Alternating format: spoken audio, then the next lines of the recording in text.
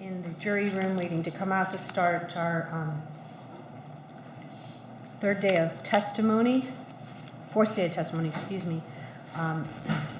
For the record, the procedures going forward and pursuant to the order that I filed, all jurors in the first 12 seats are in the jury box. They are masked at all times. They are separated between each of them with plexiglass, and then of course plexiglass in the front of the jury box. Counsel and those participating in the trial are wearing masks unless and until they are speaking. Jurors are entering the courtroom. Witnesses are entering the courtroom through the door to my right. They are masked upon entering. Once they are sworn and seated, they are removing their masks and testifying without masks on.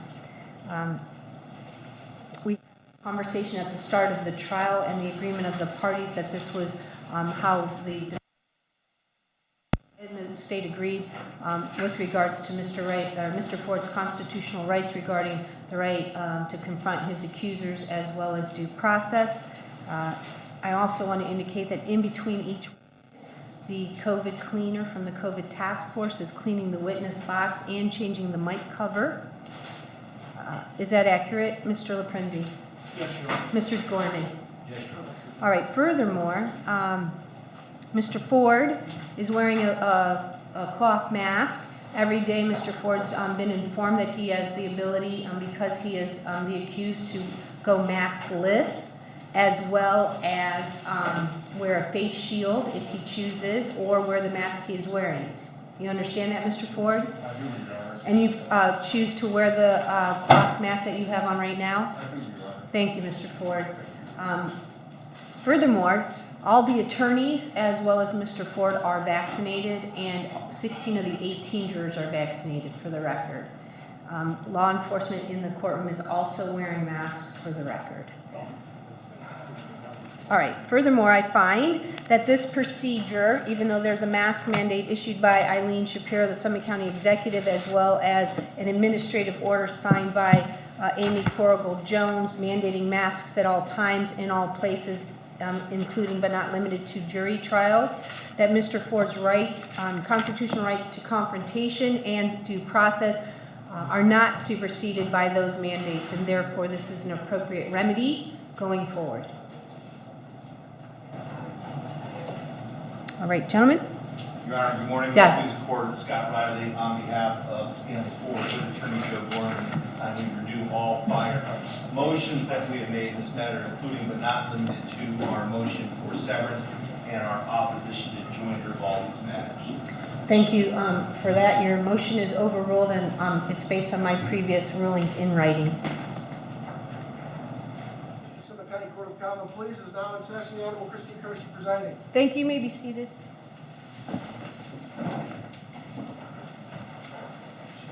All righty. By a show of hands, I am reiterating or asking, have you all followed my previous admonitions and not talked about this case with anyone by hand? Show of hands.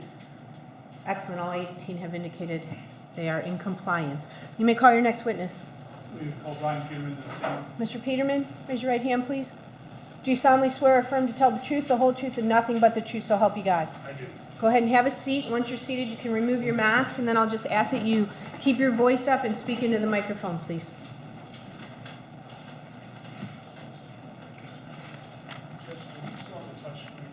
You do. And we actually now have the software to actually then save it and print it out. I got to figure out how I'm supposed to do it. Not like that. You can actually use your finger.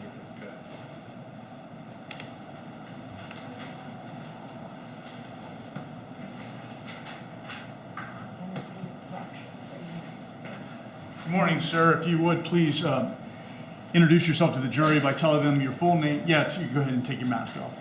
Introduce yourself to the jury by telling them your full name and spell your last name for the court reporter.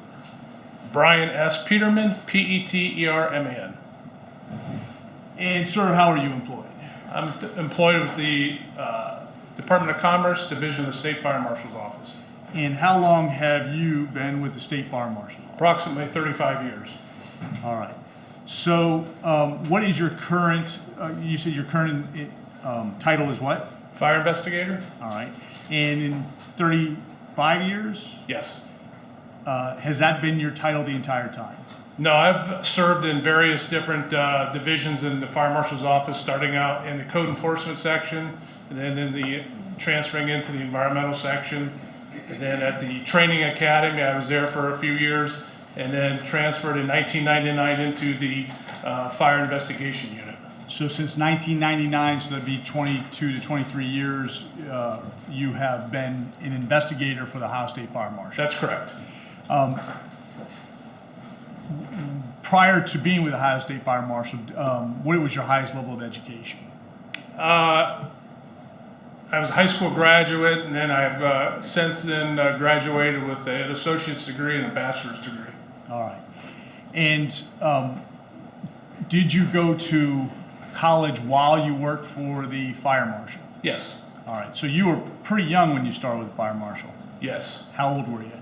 I believe I was 20. And was that pretty young for somebody to be hired with the Ohio State Fire Marshal? Yes, back then I was the youngest person they had ever hired. Okay. And that's why you look so young, and you've been there for 35 years? Is that? Something like that. All right. In order to become an investigator, because you said you had gone through some other jobs prior to that with the fire marshal, what kind of training did you need or was required for you to be an investigator? Okay, I'm a certified firefighter, certified fire officer, certified fire inspector. I'm also a certified fire investigator with the International Association of Arson Investigators. I graduated from the Akron University Police Academy because in order to be a fire marshal, fire investigator, you have to be a police officer also. All right. And when you said the Akron Police Academy, is that sanctioned by OPATA, the Ohio Police Officer Training Academy? Yes, it is. All right, because we've had prior testimony about that, and so you have an OPATA certification then, Yes, I do. which means you are a law enforcement officer, allowing you then to be an investigator for the fire marshal. That's correct. Okay. During your career as an investigator, how many, if you can, tell us how many fires you would have investigated for purposes of determining whether they're accidental or intentionally set? Several hundred. All right. And is that your primary function at this point in time? Yes, that's all I do is I'm assigned an area within the state of Ohio, and that's all I do is go from fire scene to fire scene to investigate the origin and cause of fires. All right. And just so we have some sense, first of all, what geographic area are you assigned to respond? I'm assigned to the Northeast District. I cover 5 counties, which include Summit County, Stark County, Wayne County, Holmes County, and Medina County. All right. And approximately how many fires a month do you investigate? It varies a month, anywhere between 75 and 80 to 100 fires a year. All right. And in regards to making the determinations, because it sounds like you've had a lot of training, you've had a lot of positions, and you're certified in a lot of areas. I think you said like fire inspector. What does a fire inspector do? Fire inspector is somebody that conducts building inspections for code violations. A fire investigator that I'm now does the origin and cause of fires. All right. And did you have specific training for that? Yes. And what kind of training would that be? So through the State Fire Marshal's Office, Ohio Fire Academy, I've went through all levels of fire investigation training, attended the National Fire Academy.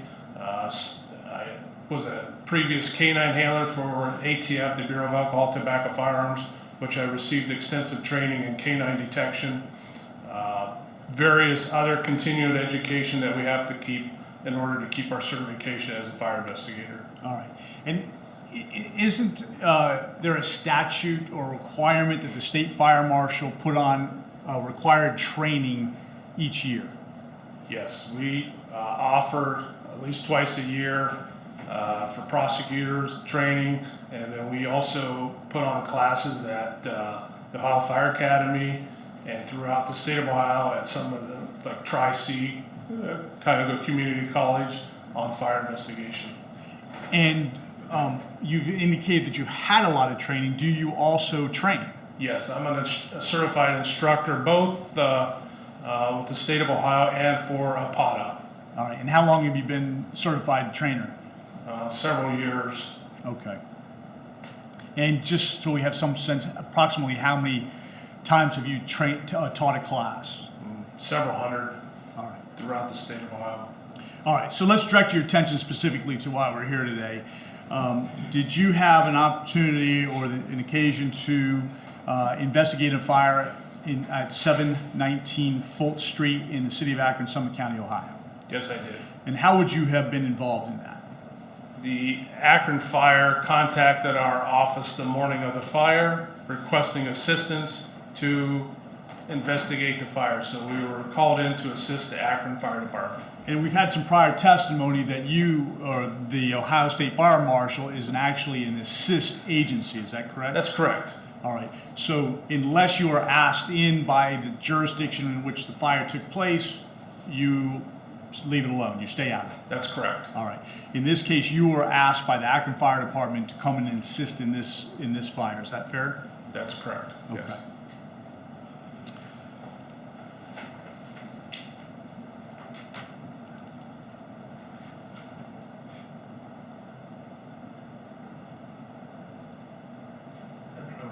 Yep.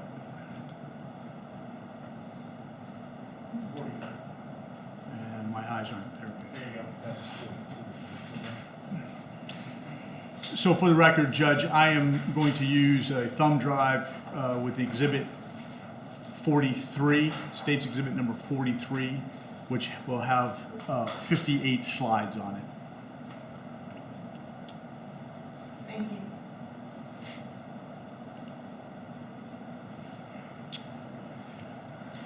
And I'm sorry, did you say what date it was that you got that call? I believe April 18th in 2016. All right.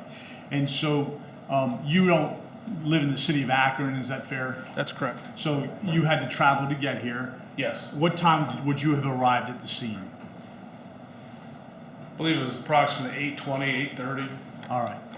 And you would not be involved in the suppressing of the fire or putting the fire out? That's correct. All right. So for you, you don't have to be there during that period of time. That's correct.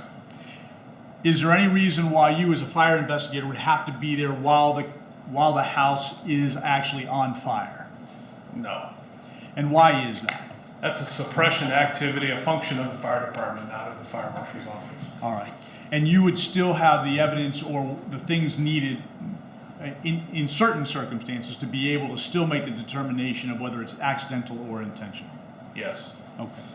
So when you arrive in the scene, do you have a method or manner in which you start and do your investigation? Yeah, we use what we call the scientific method, the methodology, and systematic approach. So every fire scene is conducted in the same method all the time. All right. And so how would that work? So what we do is we start from the outside of the structure and work our way around, do a 360, and then work our way into the interior portion of the structure. All right. So when you say a 360, you're going to go all the way around the All structure? the way around the structure, photographing and looking at burn patterns and the general condition of the structure itself. All right. So basically that would be a visual inspection at that point? Yes. All right. And when you said go around the 360, is it clockwise or counterclockwise? Usually clockwise. All right. And we had testimony that you would label south, west, north, and east. We use compass directions. All right. Which is contrary to some other places which use A, B, C, and D signs. Yeah, the fire department, for tactical purposes, use A, B, and C. For investigative purposes, we use compass directions. All right. And I only bring that up because later on when the firemen talk, Yes. there might be some clarification. Yes. Okay. So let me, and then so you said that you would do the outside, then do the inside photographing during that period of time. Yes. And so let's start with that. First of all, I'm going to show you the first slide of State's Exhibit number 43. Do you recognize this? Yes, that's the Fultz Avenue area, All right. Fultz Street Avenue. And there's several yellow boxes around homes. Do you recognize the house that you were investigating? Yes, 17 719 Fultz Street. All right. And it's obviously clearly labeled 719 Fultz on that slide, correct? Yes. And so you indicated that you started with the exterior. So what are we looking at here? This would be the front side of the structure, which would be the south side of the structure. All right. And this picture we're looking at here would obviously be after the fire is out, fair? Yes. And at this point, has anything been done or disturbed other than what was necessary to put the fire out? No. Okay. And I, prior to you taking the stand, did you have an opportunity to review State's Exhibit number 43 and all the 58 slides involved? Yes. And of those 58 slides, of those, the ones that were photographs that we're about to see, did they all accurately depict the scene that you saw that day? That is correct. All right. So this would be the front and south side. What are we looking at here? That would be the south and the west side of the house. All right. So at this point in time, you've just started your inspection. At this point, do you notice anything that is significant to you as a fire investigator? Yeah, so just to clarify, as I was doing my walk around, Investigator Italy was behind me photographing, and I did my visual walk around inspection. He took the photos, but you had an opportunity to see them, and you're indicating that Yes. they are accurate representations? Yes. Thank you. So this shows that the fire damage, and what we're looking for when we do our exterior examination is burn patterns, intensity patterns, movement patterns, and the general damage that the fire has left behind. All right. And in this situation, what strikes you as significant, if anything? So in this particular photo here, the significant damage in this photo is to the front south side of the house. And this particular photo, at one time prior to the fire, this structure had a full covered porch roof covering the front porch. And you can see with this photo that front porch roof is completely consumed by the fire. And so, porch fires, are they of some significance to you? Well, they're always, porch fires is always a significant. I mean, they're outside, burning. You always have to make a determination as where did it start from the exterior and go interior, or go from the interior to the exterior. All right, so at this point in time, you've noted that the fire appears to be significant on the porch and had done a lot of damage to that structure. Actually, looks like it completely took the whole roof of the porch off. Yes.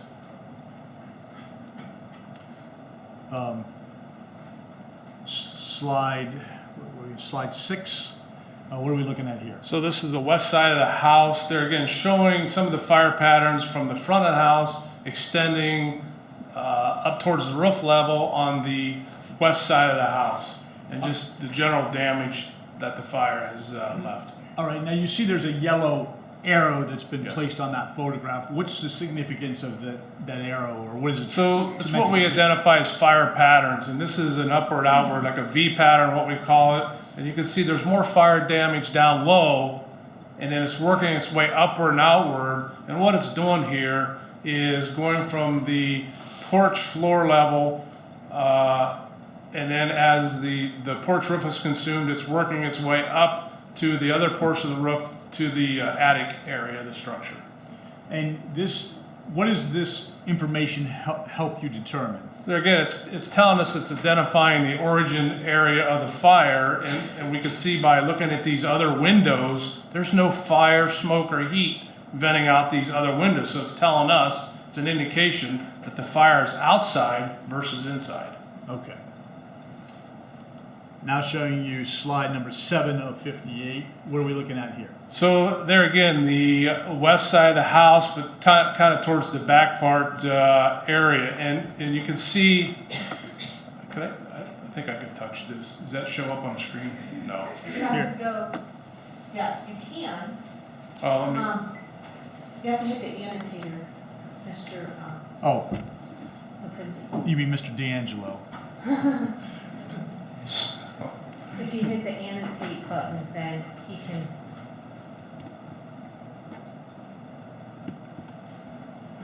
There you go. Okay, Oh. so see in the right-hand corner, Right up here. up at the Yep. top, hit that. But you should be able to erase whatever's down. on there Clear, first. yeah, you see clear. Yeah. Pencil on the right, the second column, second down. Yep. No, sorry, keep going down, there's an eraser. Yeah. well, One we- more down. There you go. You can erase everything you've already done. Maybe you should come on down, Rich. No, he's got it. I got it, I'm hitting clear, it's just not working. What'd you say? I'm hitting the clear button. That's okay, he's got it going. Okay. All right, so in this photo, what I see here is some what we call irregular burn patterns, not consistent with the other burn patterns that we've seen going up to the attic area. So if you got it now, hit the highlight button. And so those irregular burn patterns are here, here, here, and then here, in this area here. All right. And so when you say irregular, why is it irregular? Well, the fire starts on the front part of the house. You would not, and there's no fire coming out these windows. The windows most likely were broken by the fire department for suppression purposes or ventilation purposes. And as you can see, the window frames and all that, there's no heat, no fire coming out those. So you should not have any of these patterns here. All right. Showing you states, slide 8 of 58. Would this just be, So you can go down to the very bottom and hit clear. There you go. this is just a different angle looking more backwards toward the same photograph, correct? That's correct. And so in this picture, we can actually see a satellite dish. Do you see that? Yes. All right. And let's move to slide 9. This is up close of that satellite dish, correct? Yes. And what are we looking at here that's significant? So there again, those same irregular patterns. The majority of the fire is not on this side by the satellite dish, but what I see is this here and down in here, this area here, you have some smoke staining as if something was burning on the siding itself. All right. Do you recall what material the siding was made of? I believe it was aluminum Okay. siding. All right. And is that significant in, I guess, being a fuel for a fire? No, aluminum melts. As it's heated, it's melts. It's not a fuel to the fire. All right. As opposed to a wood siding? That's correct. All right. Showing you slide 10 of 58. What are we looking at here? So that's just the northwest corner of the house. All right. And slide 11. North side of the house, there again, looking at the windows, there's no fire or smoke venting out those windows. The windows were closed at the time of the fire, so it indicates again that the fire is not inside the house. All right. And when you say the fire's not inside It the doesn't house- originate inside the All house. right. And slide 12. That's the northeast corner. All right. And similar assessments here? Yes. All right. And slide 13 of 58. So there again, you can see this is the east side of the house. As you look at these windows, there's no fire smoke. These windows are most likely broken out for ventilation purposes by the fire department.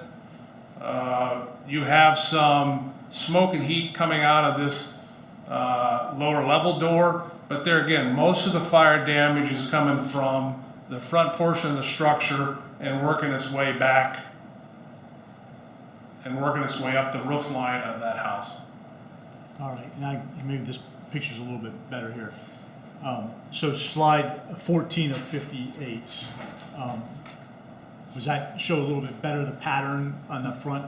Yeah, so here's like the attic, where the attic roof would have, or the porch roof, and as it consuming the roof and the fire is going underneath the roof and working its way up this side of the structure to the attic area. Okay. And then slide 15 of 58. That's just the lower area of the east side by the front porch steps. And this siding was most likely This was some vinyl siding here and stuff that was most likely pulled off by the fire department for making sure that there wasn't fire burning underneath the siding. All right, because underneath, does that look like it's wood underneath, or is that also? That might still be aluminum siding there. There was a combination of, like, they had did some remodeling or something. Okay. Slide 16, well, before we start discussing that, let's talk about the other things we do. So you're talking about whether you're going to determine whether it's an accident or intentional. Obviously, there are certain things that maybe are common knowledge, but that are common things that cause accidental fires in homes. Is that fair? Yes. All right. What types of things are those, and do you look for them? So we look for accidental fire causes. Electrical, malfunction of furnaces, gas furnaces, electric furnaces, malfunctions of any electrical appliance, maybe the stove was left on inside, smoking. Those are all signs of accidental causes. All right. And so slide number 16 of 58, what are we looking at here? So we're looking at the electrical meter there again. So we know that this house had electrical service to it.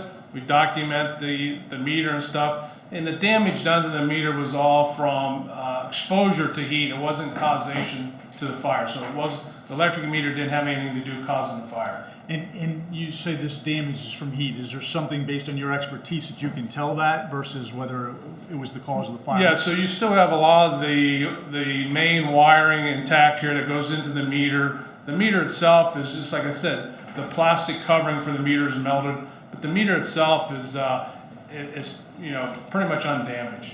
All right. And so if this was the cause, what would it look like to you? It would be extremely extensive fire damage to that you would not even be able to see any of this here. It would have been totally pretty much destroyed by the fire. All right. Moving to slide 17 of 58, what are we looking at here? This is just an overview of that meter, and behind, you can see where there was some fire extension from the fire itself, but not from the meter. All right, so this is, oops, I hit the wrong button there. All right, so. Same thing there, just the meter. Yep. All right, so I'm trying to use my marker here, but it's not working. Show us where that meter is we were just looking at. All right, so that's just the meter showing you in the debris. Yes. All right.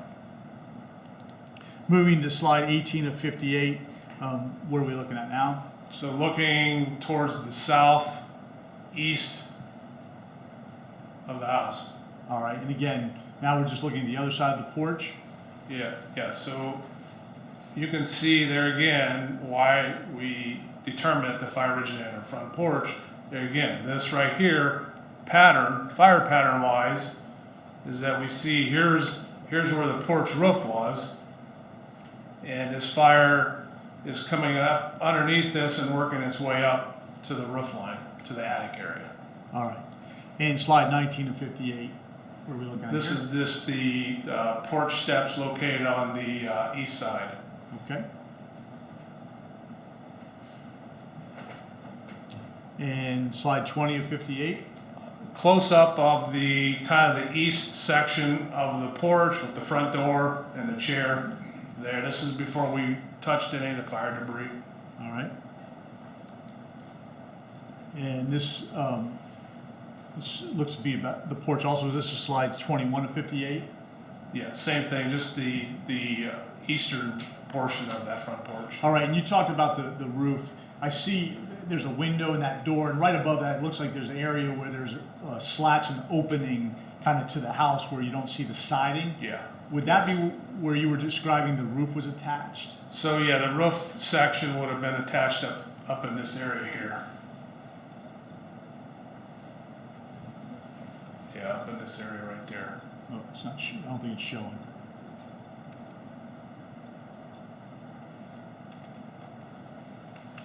Okay. Then it would have come down like this at an angle and went across. Very good. All right, thank you. Moving to slide 22, and this is just a more full view of that. Yeah, so this is the western half of the front porch. All right. And then it's slide 23. So that are just investigators getting ready to sift through the fire debris. All right. And that's actually you in the picture. Is that? Yes, in the black. All right. So what we've done here is remove some of this big debris, and now we're starting to sift through the finer debris. All right. So that whole line of debris that's behind you, that didn't happen from the fire. That happened from you guys moving and getting it out of the way. Yeah, so we went through all that carefully and then put it aside. And why do you do that? Just to get it out of the way so we can continue sifting through the remaining debris. All right. Now, at this point in time, you're doing all this. At this point in time, you don't know that there's necessarily video showing somebody walking up to this house and lighting it. Fair? I believe at this time, depending on time frame, that I was aware of the video down that the gentleman had down the street. Okay. But not the one from 719 forward? No. Okay. So now, going to slide 24, we talked with Investigator Weber yesterday, and he told us about the placards and his K9 India. Were you there and present for that? Yes. All right. And so these placards, who put the placards there? So the yellow placards with the numbers I would have put there, and those are based on when Investigator Weber deploys his K9, and he probably explained this yesterday. When the K9 alerts, he puts a orange arrow marker down, and then we follow him with the yellow number markers, because that's going to show where we're going to collect the samples at. All right. And so that number, so now you have marker number or placard number 1. And then when you collect that sample, is that sample then number 1? Yes. All right. And so then when it goes to the lab and is tested, and if there's a report, that report then would indicate the result of number 1 and would be listed as number 1. Is that That's fair? correct. Okay. And same all the way down, Yes. consistent 1, 2, 3, 4 through 10. Yes. Okay.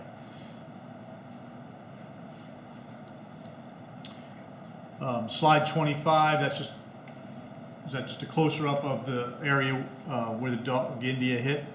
Yes. Okay. And slide 26, Yes. and that's a close up of area placard number 2. Yes. Slide 27. 3 and 4. And this, just because it's not clear, where is this located? This is the front part of the porch, more on the west side. All right. And slide 28, Just a close-up of 3, slide 29, close-up of 4. slide 30. So this shows 3, 4, and 5. Okay. Now these are all seem to be on the ground in front of the porch. Is that fair? Yeah, so you could see also in this slide here is that you have more fire damage on the left side versus the right side. All right. And then slide 31. 5, yes. Okay. And you said more on the left side than the right side, and which my arrow would work here. On the right behind the placard 5, it seems like there's a lot of charcoaled material. Yes. But on the right side, That was all gone. all right. But on the right side of that picture, it looks like is that paint still there visible? Yeah, this is the fascia of the bottom portion of the porch, the fascia wood. Okay. So this is all intact versus on the other side, it was all consumed. All right. And so what does that tell you? Fire direction travel, All right. movement patterns. All right. So even though the entire porch looks to be burned, you can now start focusing in more on the left side of the porch versus the right side of the porch for origin. Is that fair? Yes.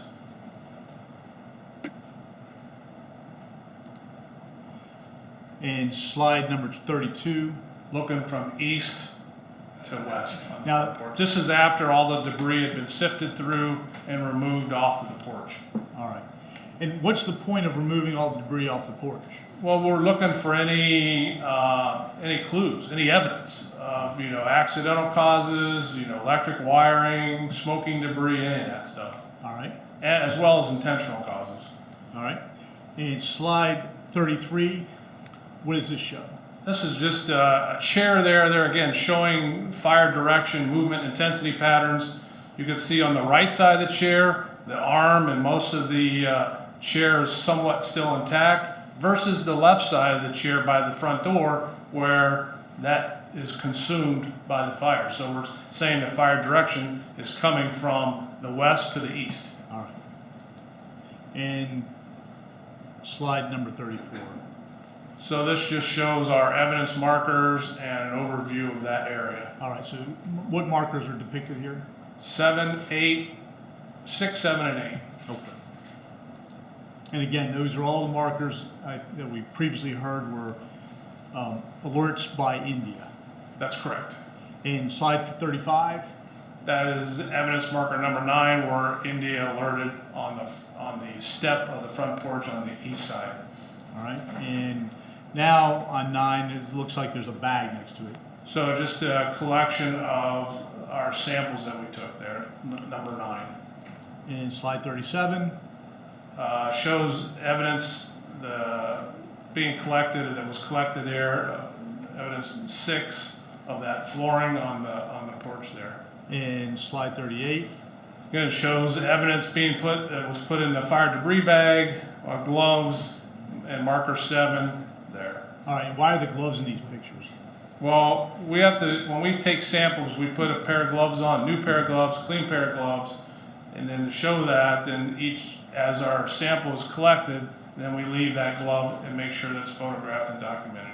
All right, so each time you pick up a sample, you put on new gloves? Yes, And why do you do that? to prevent any cross-contamination. All right.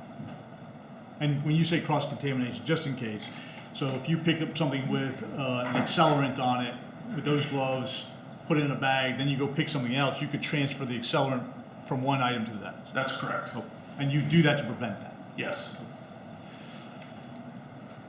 And slide 39, Just a close-up of number 8. and the evidence bag where it's collected. Yes. And so now we're slide 40. So down in the lower right there, you can see number 10. That was that satellite area. Okay.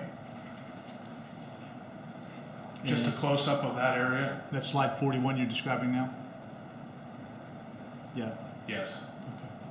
And then slide 42. Then the sampling. Then Okay. that's after we put it in the bag and sampled. And so now, slide 43 is just indicates interior of 719 Fultz. It's a title slide. And then slide 44. So this is the interior of the living room. And what we're looking at here is showing that the fire come from the outside to the inside, not from the inside to the outside. And how does this picture tell a layperson that, or an expert at that? Degree of damage that we see, there again, it's movement, intensity patterns. We can see that there's still cloth and wood that's uncharred, unburned on the couch.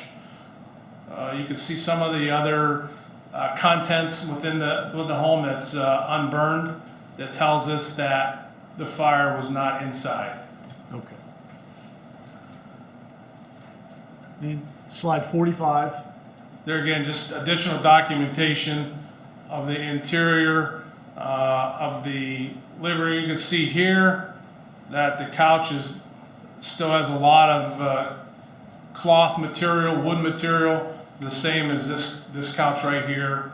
And you can see some of the contents in the house that's unburned. Now on that couch, strike that. To the left of the couch, there's an item there in the floor, in the middle of the floor there. What is that? This would be like a walker or assist walking device. Okay. Slide 46. So this is showing the area directly above those couches, the ceiling area. So the fire itself, and the fire department probably most likely pulled some of the plaster down. In this type of home, the plaster is covering the second floor wood joist. And you can see the degree of damage on these wood floor joists. And there again, it's indicating to us fire burns upward and outward. So the fire comes in after the fire starts on the front porch, breaks the front picture window, and then comes in at a high level of the window, and then goes up across the ceiling, eventually consuming the plaster, and fire penetrates on the wood floor joist. All right. And that fire, kind of like water, as it goes up, it's looking for somewhere to Path go. of least resistance. Okay. Slide 47. There again, just showing that our degree of damage is higher up versus low towards the floor, indicating fire coming from the outside to the inside of this room. And so if you look at there's a door frame there. Can you show us that? When you say high and low? So we have more fire damage from the ceiling down to about this level right here. Okay. And the rest of it is some heat damage throughout, but the majority of the fire damage is from the ceiling down. All right. And so in some of these pictures, and I'm going to move to slide 48, in some of these pictures, it looks like the floor is completely blackened. Why would you not assume that that is part of the burn or the fire? So that's what we call the smoke line of demarcation. When a house burns, and when you have a fire in a compartment or a building, is that the smoke fills up the area first. And then right directly behind the smoke is what we call the heat. So the smoke's coming, it's filling up that room, and then here comes the heat from the fire. And then the heat starts to fill up that room, and then here comes the fire behind that heat. All right. And then when that fire you talked about is going across the ceiling, trying to find the path of least resistance, and it burns all the material in the ceiling, where does that material then end up? Then it ends up on the floor. You know, the plasters, a lot of it ends up on the floor. All right. Slide number 49. So there again, this is the kitchen area, just showing the smoke and heat line, what we call the smoke and heat line of demarcation. There again, as that fire is burning outside, it's looking for a path, a flow path, and it's heating up everything that it comes in contact with, and that's why you see the fire damage. And the smoke damage, it's filling up that entire house with smoke.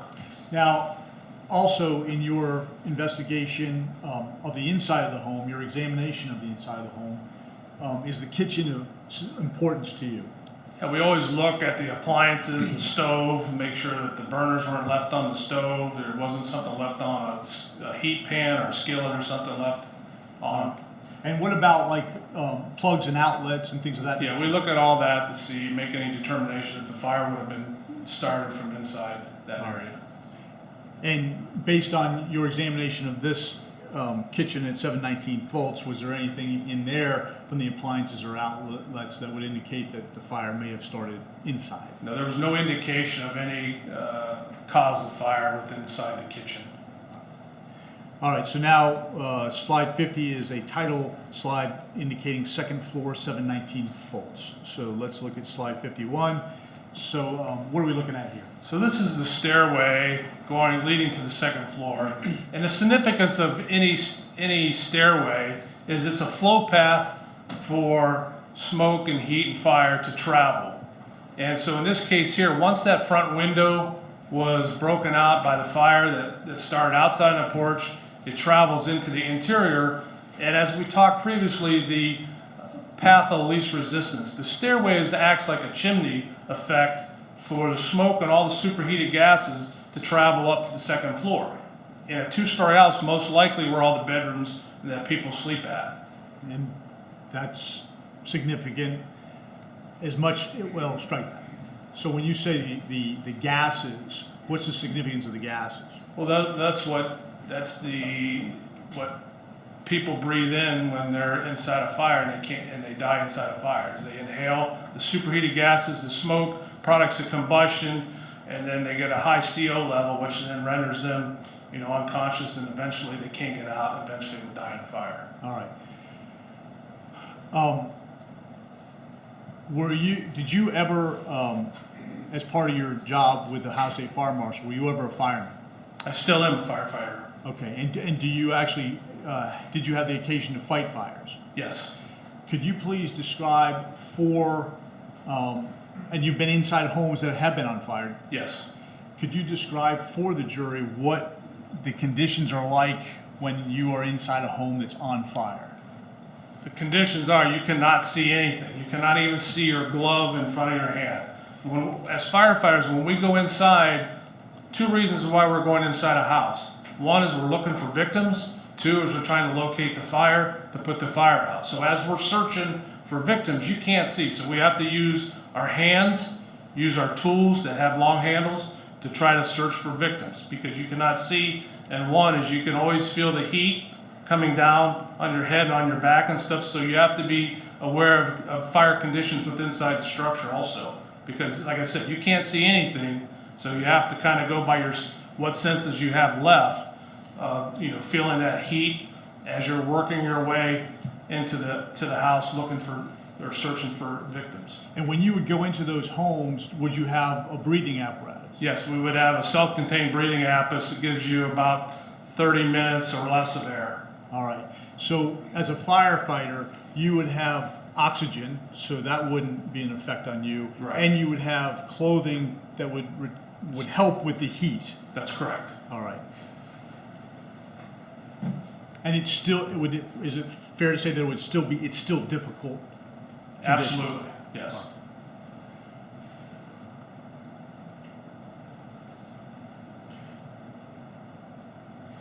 So even though there might not be fire actually inside the house initially, because if you've told us that at this point it seems like the fire is starting outside, once that fire breaks that window, even though there might not be fire flames inside, what would be the condition on the inside? So you would still have the smoke and heat, and in this case here, the fire eventually gets inside the house, it's working in the walls and the ceilings because it's penetrated those protective areas outside, and now has worked its way inside. All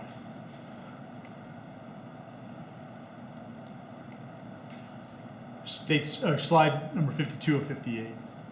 What are we seeing here? So this is the second floor hallway. So would this be the top of the step there we see at the bottom of the screen? Yep, top of the step, looking into the hallway. All right. And would the bathrooms then be in one of these doors here to the right? I believe the first one to the right is the bathroom. All right.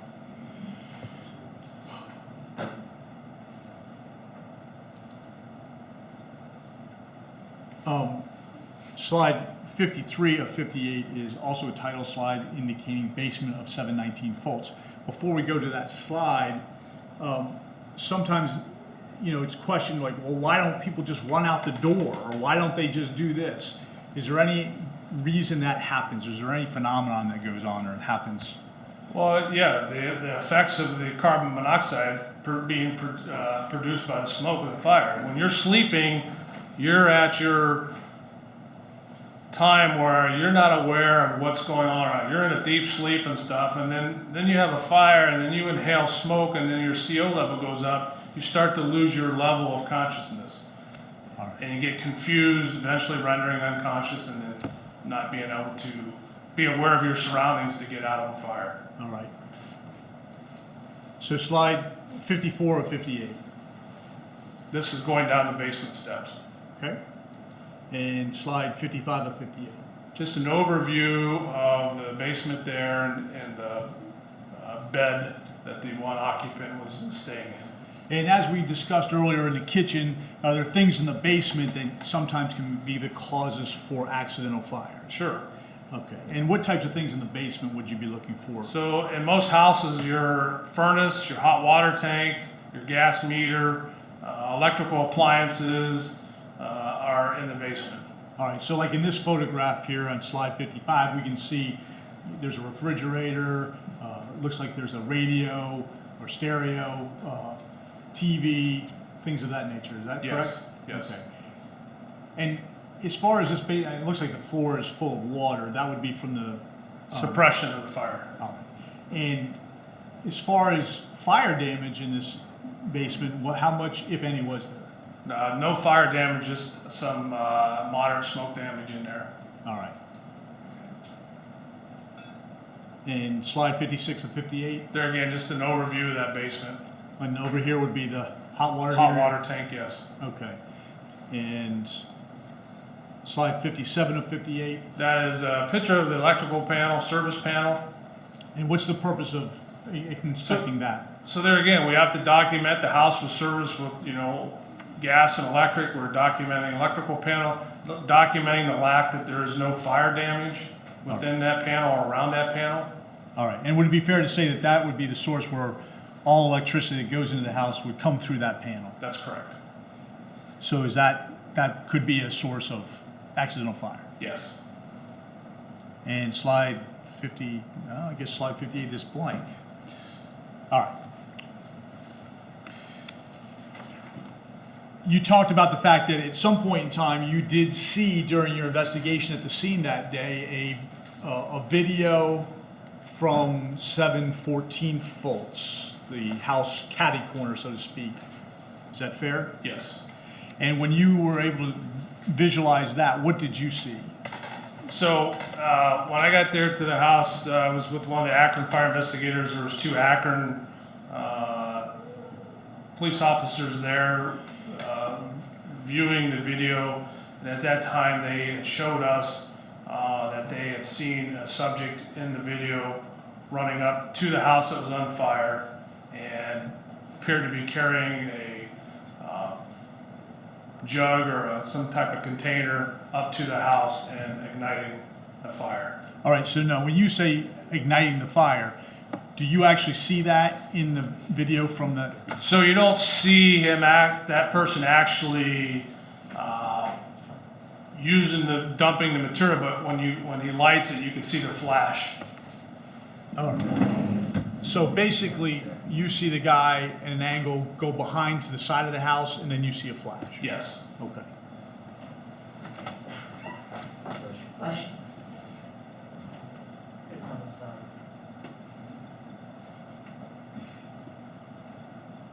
At some point in time, were you aware that there was cameras or surveillance cameras on 719 Fultz? Yes. All right. And did somebody collect those as far as you know? Yes. Or not the cameras, but the I guess the DVR. Yes. At some point in time, were you able to then visualize that? Yeah, that was several months after the fire. And why did it take so long to do that?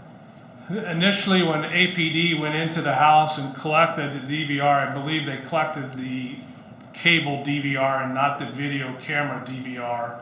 So they had to go back in and find the video camera DVR and collect that and then have it looked at to retrieve those videos off of that. Okay. And of course, that DVR had been inside the house where their fire was, correct? That's correct. All right. So when you, did you then ultimately have a chance to view that? Yes.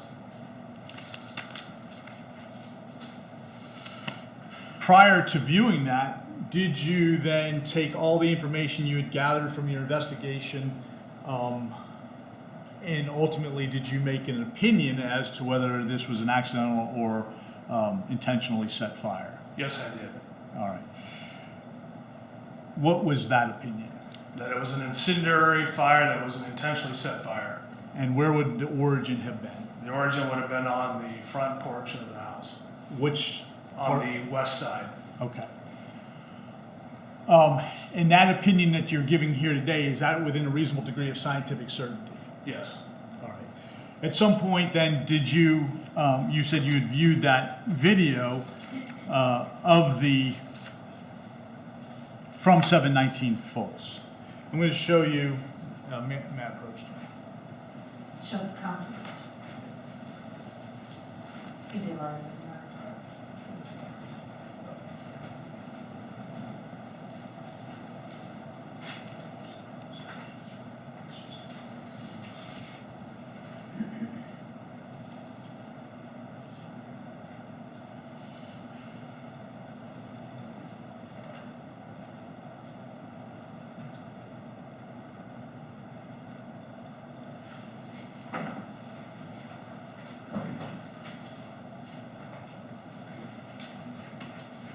show you what's been marked as state's exhibits number 54, 55, and 56. Tell me if you recognize those or what they depict.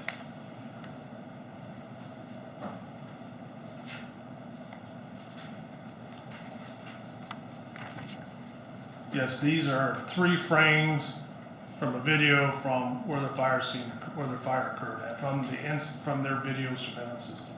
All right. And then it also shows an aerial photo of the area, is that correct? Yes, that's correct. Your Honor, may I? Do these exhibits accurately depict the video, or at least a snapshot of that video that you saw? That's correct, it does. Your Honor, may I? You may publish to the jury, thank you. All right, so states 54.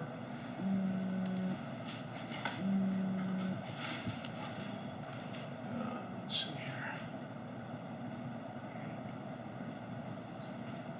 And of course, we have glare. If you shut off, okay, so my understanding is if you actually shut off the light on the camera, Yeah, on the dot camera, it won't be so. Yeah, I thought I did that last time. See, Maybe Joe can help you. well, so there's the lamp on, there's the lamp off.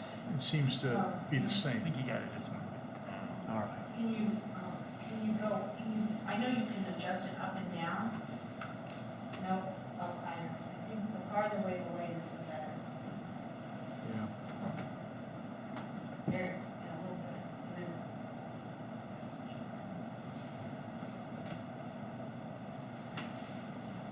All right. So in this state's exhibit number 54, there's a little arrow indicating an individual.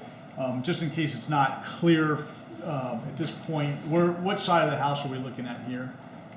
This would be the west side, All right. And the individual is standing where?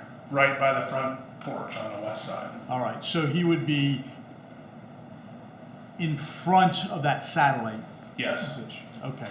And the area that he's putting the stuff on, wherever it was that the area where India had indicated, I believe, number 2, alerted number 2? yes. And showing you states 55. What is that indicating or showing? That, I believe, is the flash from the ignitable liquid after it was ignited. Okay, so when we see this large ball of light, what is that? What significance, if any, does that have to you? So what that is, it's the vapors emitting off the ignitable liquid, the gasoline or lighter fluid, whatever that may be used, is the vapors, once an open flame is introduced to those vapors, it ignites, it poofs. Just similar to when you light, if you leave the gas on your grill and you go to light it, you get that whoosh. That's what this is. All right. And for the purposes of this, if I were to take a match to that wooden porch and hold it there, would I ever see this poof or flash of light like this? Not without ignitable liquid being there. All right. So for you, when you see that big flash or big poof, is that an indicator to you that something, an accelerant is being used? Yes. Okay. And states exhibit number 56. That's after the fire was ignited and the subject running away from the house. All right. So did this confirm, you had visual confirmation also to support your now opinion of where the fire started and that it was intentional? Yes.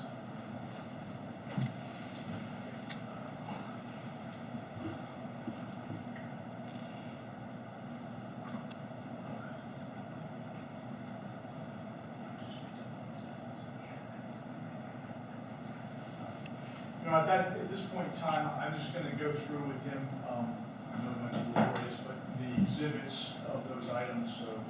Sure. All right, so Investigator Peterman, I had you bring in a series of packets that have been labeled, I think, states, starting with states exhibits. Can you read that? Yeah, this is sample 1 What is it? Yeah, the number. on exhibit 44. Okay, starting with exhibit number 44, I asked you to bring in a series of samples that you took that day, is that correct? Yes. And these samples here, I think there's 10 of them. What do they represent? This represents the fire debris that you've seen where the yellow markers were on the slide presentation, 1 through 10. These are the actual collected samples placed in fire debris evidence bags, sealed, labeled, and then submitted to our forensic laboratory from the fire scene. All right, so just so that we can be, thorough in this, states exhibit, what number is it? 44? 44. That one you said is item number 1? Yes. All right, and is that, how do you know that that's item number 1? Well, it has my writing on it with the item number 1, and then when I seal the evidence bag, I put my initials over the seal, and then it has our case number on it. Okay. And then states exhibit number 45, you could please identify that? Same thing, sample number 2, west side of porch at floor level, has my initials on it. Okay, and states exhibit number 46. This is number 3, south side, southwest corner of porch on ground. Number 4 is the blue bag. Oh, Has my initials on the evidence bag. and states exhibit number 47, now that's in a blue bag, but if you need to open it up, No, We didn't interrupt. that's great. Was 46 sample number 3, is that what you said? 46, item number 3. Thank you. 47, item number 4. The reason it's in a blue bag because there's a hole in the actual bag, so I don't want to take it out because it'll go everywhere. But you just put it in that blue bag? Yes. Okay, so you had an opportunity to look at that, Yes. review it? Yep. Before you put it in the bag this Yep. morning? Yes. Okay.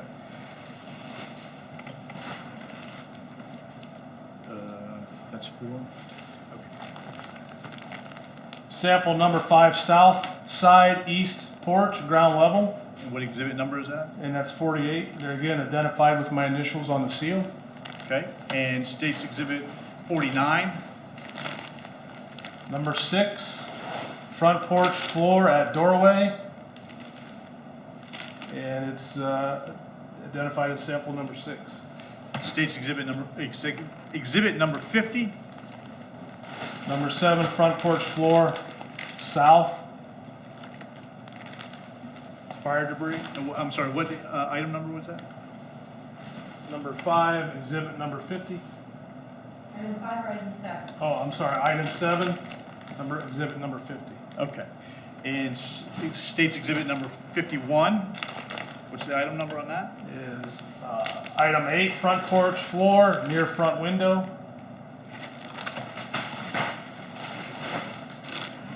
States exhibit number 52? Item number 9, front porch east side at steps, top steps. And states exhibit number 53? 53 is item 10. This is the aluminum siding near where the satellite dish was located on the west side of the house. Once you collect these things, you marked them, identified them, what do you do with these items then? They're then prepared, sealed, transported into our forensic lab in Reynoldsburg. All right. In Reynoldsburg, would that be somewhere near Columbus? Yes, All right. And what's in Reynoldsburg? that's where our office is located and the location of our forensic laboratory. All right. And the purpose of submitting to your lab is to what? To identify those samples if there was any ignitable liquid presence within the sample. And in the 10 items that you submitted were all items that were alerts or from the areas that were alerts from Indians, is that right? That's correct. You said earlier that you were a K-9 handler at one point in time, fair? Yes. And Investigator Weber told us about training and dogs and why they're used, are dogs always correct? They're not always correct, but they have a much better sense of smell than humans do.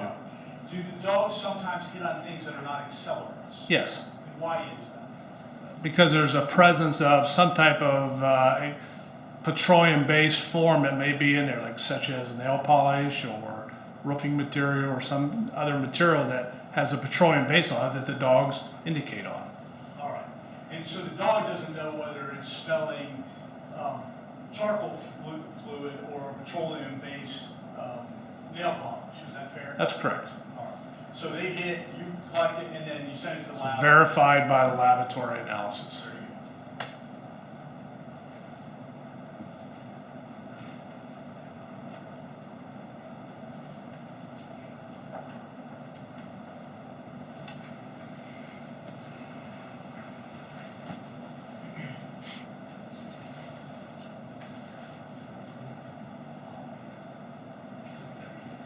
All right, I have no further questions at this time. Mr. Harden? Go, just 1 minute. You may.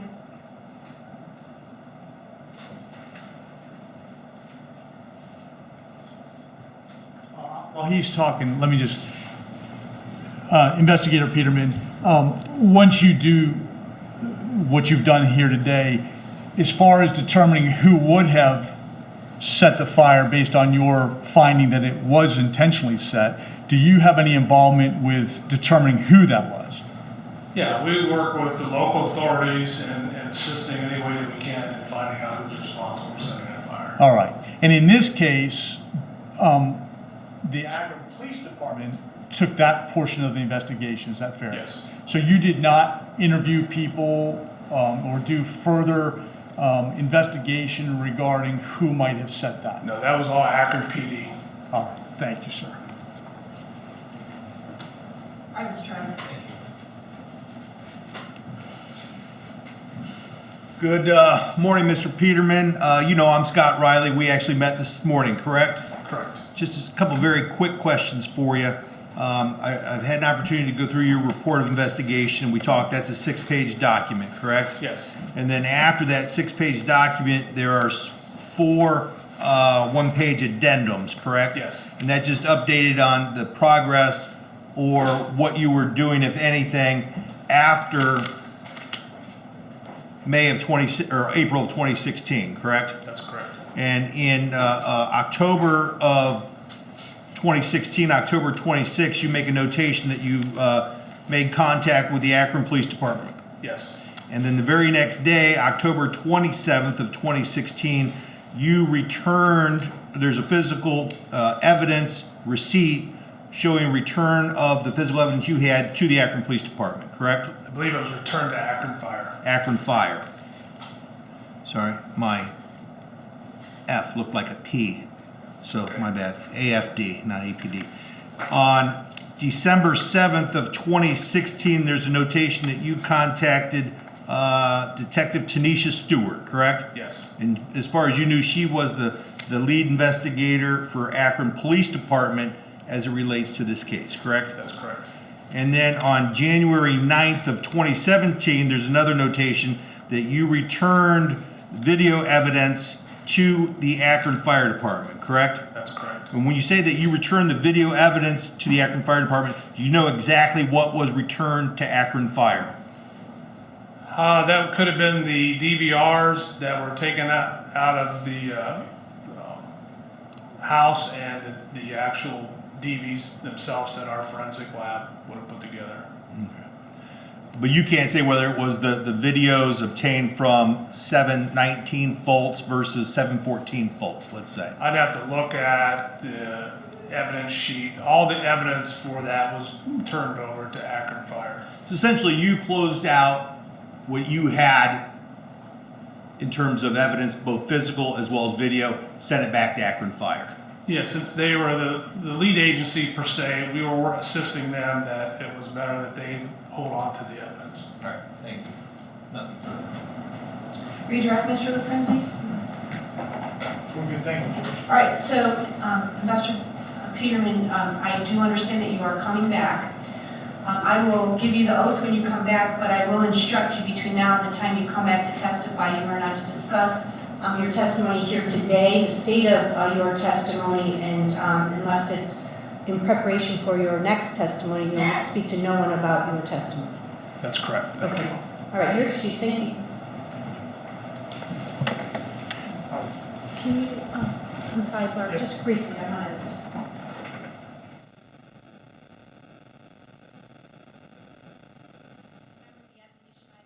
Given you concerning your conduct, it's important for you to be fair and attentive throughout the trial. Do not discuss this case amongst yourselves or with anyone else.